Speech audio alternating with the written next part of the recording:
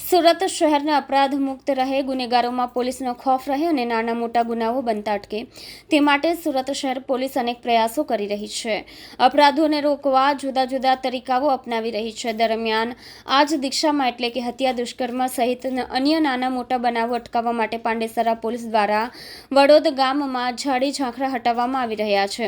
Police સૂત્રો પાસેથી મળતી માહિતી મુજબ પાંડેસરા પોલીસ સ્ટેશન વિસ્તારમાં આવતા વડોદ ગામ આવાસમાં ઝાડી ઝાંખરા હટાવવામાં આવી રહ્યા છે. જેસીબી દ્વારા ઝાડીઓ હટાવવામાં આવી રહી છે. પાંડેસરા પોલીસ દ્વારા આ કામગીરી આજથી શરૂ કરવામાં આવી છે.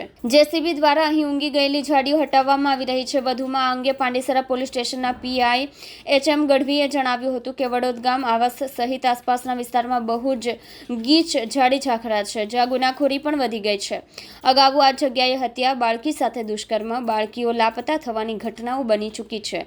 તેમજ ઝાડી ઝાંખરાની આડમાં દારૂ પણ પીવાય છે.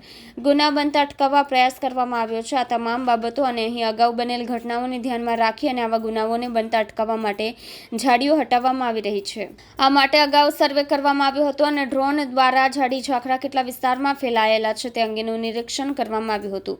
ત્યારબાદ આ કામગીરી હાથ ધરવામાં આવી છે. ઝાડીઓ હટી જશે અને બધું ક્લિયર થશે તો આવા ગુના બનતા અટકશે. તે માટે આ પ્રયાસ કરવામાં આવ્યા છે. ગત તારીખ 26/6/2024ના રોજ ડુમ્મસ પોલીસ સ્ટેશન ખાતે એક ખાનગી બાતમીદાર દ્વારા બાતમી મળેલ કે અહીંના ભીમપોર ગામ ખાતે એક મકાનમાં 4 ઈસમો ચલણી નોટો સાથે હોય એવી બાતમી મળેલ હતી.